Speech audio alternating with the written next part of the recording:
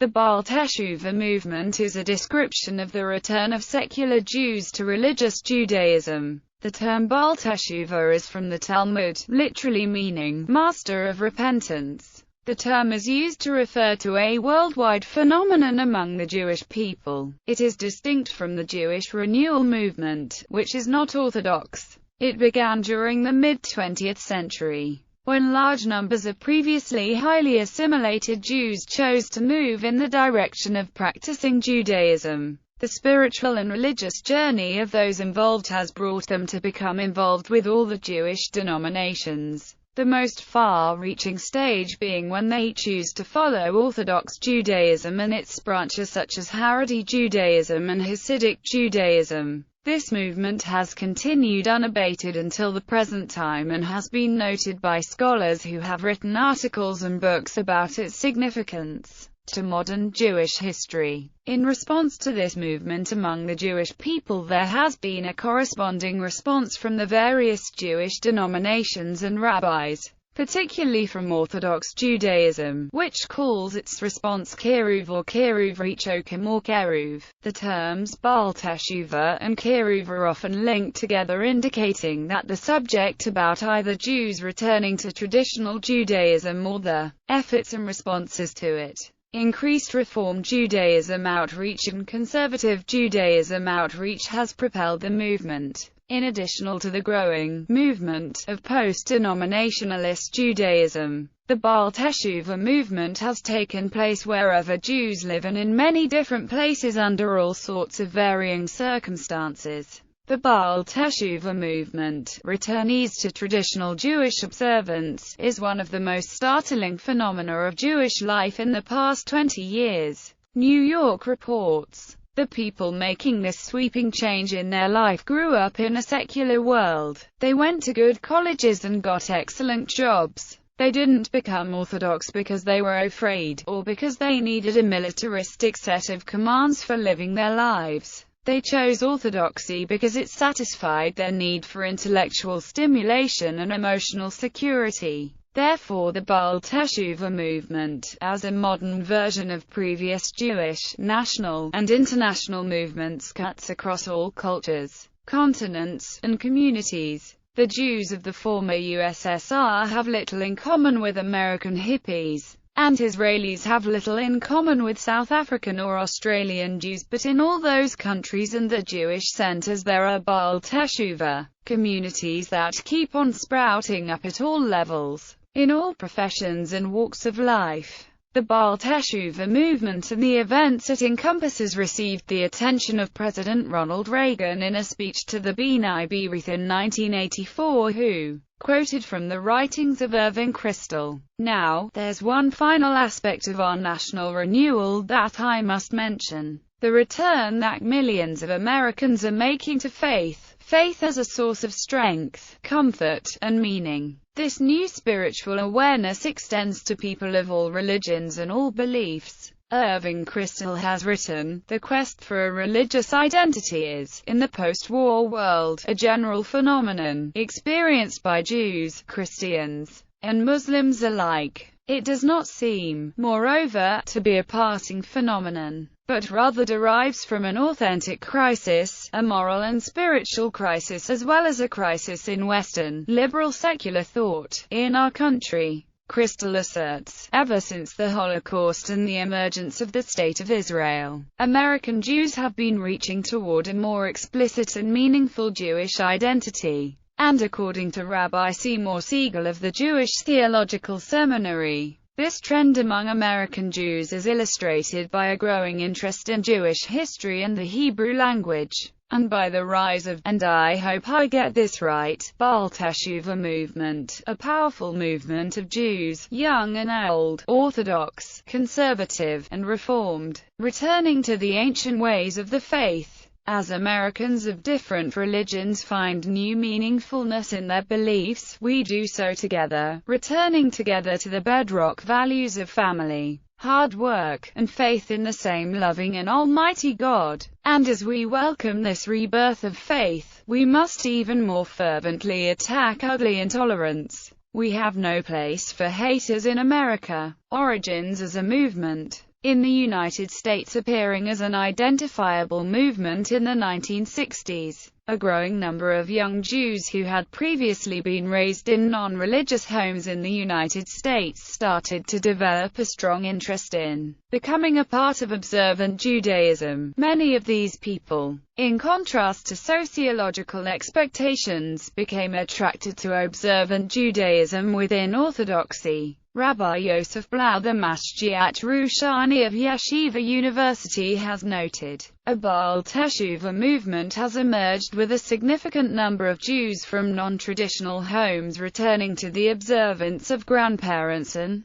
great-grandparents. In fact, one of the challenges facing modern Orthodoxy is that many of these returnees are attracted to a European Orthodoxy. The Baal Teshuva movement has not just been about Orthodox Jewish outreach alone, as it is a far wider phenomenon that has been noted, researched and written about by sociologists, historians and Jewish thinkers since the 1960s when it came into the fore. The Baal Teshuva movement, in its origins, was as much inspired by the 60s and 70s counterculture, especially the counterculture of the 1960s and the hippie movement, the Woodstock Festival, the drug subculture, the new interest in Eastern religions and the spirit of youth rebellion that pervades U.S. high schools and college campuses. It was in recognition of this phenomenon and in response to it that the earliest emissaries of the Lubavitcher Rebbe, Rabbi Menachem Mendel Schneerson, went out to connect with these people and recruit them to Judaism. Whereas the earliest Baal Teshuva trends were partly related to the prevailing anti-establishment atmosphere of the 1960s, it was an outcome of the great rise in Jewish pride in the wake of Israel's victory in 1967's Six-Day War. It can even be said the inspiration rising from the Six-Day War fueled the beginnings of the Baal Teshuva movement. The research of Janet Aviade also suggests that the oft-claimed miraculous Israeli victory in 1967 gave momentum to the Baal Teshuva movement. Although the effects of the Holocaust and the sway of the counterculture movement led many to abandon their religious upbringing, others were willing to experiment with alternate liberated lifestyles. And as part of this experimentation, it was intriguing to them to explore Jewish Sabbath observance, intensive prayer, and deeper Torah and Talmud study. Many of these people adopted a fully Orthodox Jewish way of life, and although some eventually dropped out entirely or found their path within conservative Judaism or other streams of Judaism, or even joined other faiths, others chose to remain with Orthodoxy. In the 1970s, Orthodoxy began a remarkable revival, spurred on by the missionizing done by the Baal Teshuva movement among other Jews.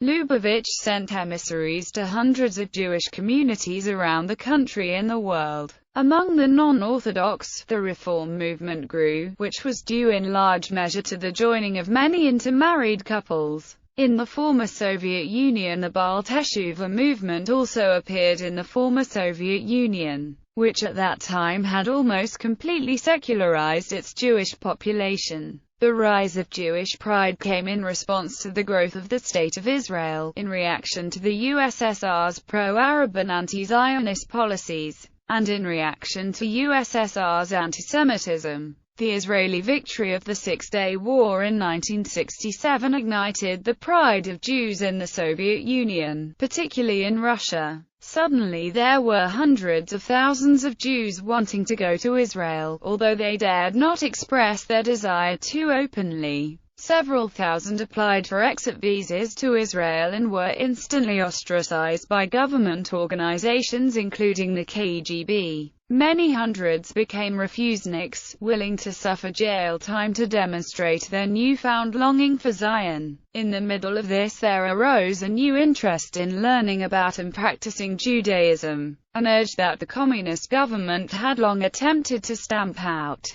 Many Russian Jews began to study any Jewish texts they could lay their hands on. Foreign rabbis, often young students in Chabad yeshivos, came on visits in order to teach how to learn Torah and how to observe Jewish law. Jewish ritual objects, such as tefillin, mezuzot, siddurim, and even matzah, were also smuggled into Russia. With the fall of the communist regime, there is now a rich resource of Russian religious texts that flourishes and caters to Russian Jews living in Russia, America, and Israel. The Return to Judaism movement was a spontaneous grassroots movement from the ground up and was part of the Refusnik movement. It came as a great surprise to the Soviet authorities, and even to the Jewish community outside the USSR, and it eventually contributed to Aliyah from the Soviet Union and post-Soviet states and the collapse of the Soviet Union and emigration to Israel. Young leaders included Yosef Mendelevich, Eliyahu Esais, Herman Branover, and Yitzchok Kogan, who all later moved to Israel and are now actively teaching other Russian émigrés in Israel, aside from Kogan, who leads a community in Moscow. In Israel during the 1960s there was a movement among secular Israeli Jews that was essentially a search for spirituality. At the time, most Israeli parents were secular Zionists, while some Jews were hostile to traditional Judaism. A spiritual quest in the 1960s and 1970s caused some Israelis to seek answers in Jewish tradition. Rabbi Aharon Feldman observes that decades of indoctrination by the secular school systems and the media in Israel have failed to have any effect on the sense of identity which most Jews feel with Judaism. As recent surveys have shown, the masses have become aware of the emptiness and the terror of a purposeless, consumerist culture. As a result, among the grassroots levels there is a deep yearning for spiritual values. This yearning has taken on massive proportions as expressed in the Baal Teshuva movement. The secret is out that Jews believe in God and that they have a Torah. In Israel, special schools developed for the newly religious, who came to be called Baalai Teshuva. Baal Teshuva, Baalat Teshuva, refers to a female, and Chosaret B'Teshuva in Hebrew. Schools were established dedicated to the intensive study of Torah, especially designed for the newly religious students who wanted to devote time to intensive study of classical texts with the ancient rabbinic commentaries. These schools opened in the early 1970s, mainly based in Jerusalem. Two significant institutions have been the Aish HaTorah Yeshiva headed by Rabbi Noach Weinberg, and the Orsomayach Yeshiva headed by Rabbi Nota Schiller. Both of these rabbis had degrees from American universities and were able to speak to the modern mindset. Chabad Hasidism, with many Chabad houses throughout Israel, and yeshiva programs for Israelis, Russians, French, and Americans, reach out of thousands. Followers of Chabad can be seen attending tefillin booths at the Western Wall and Ben Gurion International Airport as well as other public places, and distribute Shabbat candles on Fridays. There are also Chabad houses in almost every location that Jews might be located, whether as permanent residents, on business, or tourists. Rav Amnon Yitzhak has claimed to bring 1 million plus Jews back to Torah, as this would be about 1/15 of the entire Jewish population of the world. It seems unlikely. Challenges, critiques and difficulties. As with all social movements, there is controversy and criticism. Researchers have debated the dropout rate from this movement and the reasons for it and new challenges that are now presented. Now, many of the younger baby boomers and Generation Xers are finding their way back to the synagogue. Some are spiritually hungry, others are just looking for a place to park the children. Either way, they join congregations in large numbers on the suburban frontier. However, it is not so easy to become religiously involved. Meaningful religious life requires knowledge and learning takes time, something that many young families lack. Most of the parents also lack basic religious skills. The vast majority of American Jews do not know how to read a Hebrew prayer book. and this makes it difficult for them to participate in an active manner in synagogue ritual. This frustrates them in their egalitarian religious expectations. Rabbis reach out to as many different types of people as possible and encourage them to find ways of connecting to the congregation, and, through the synagogue, with God. Given the barriers of language, though, it is a difficult challenge. In spite of the barriers and challenges, the Baal Teshuva movement has lost neither strength nor momentum. As the movement continues to grow spontaneously among all sectors and classes of Jews worldwide, because as a grassroots movement with its own natural life. Therefore, while the Baal Teshuva movement has made an impact, it has its limits. The Baal Teshuva movement is a movement of Jews who have returned to religion or become more observant. While interest in religion may be on the rise, it has not been sufficient to offset the general demographic loss resulting from intermarriage and acculturation.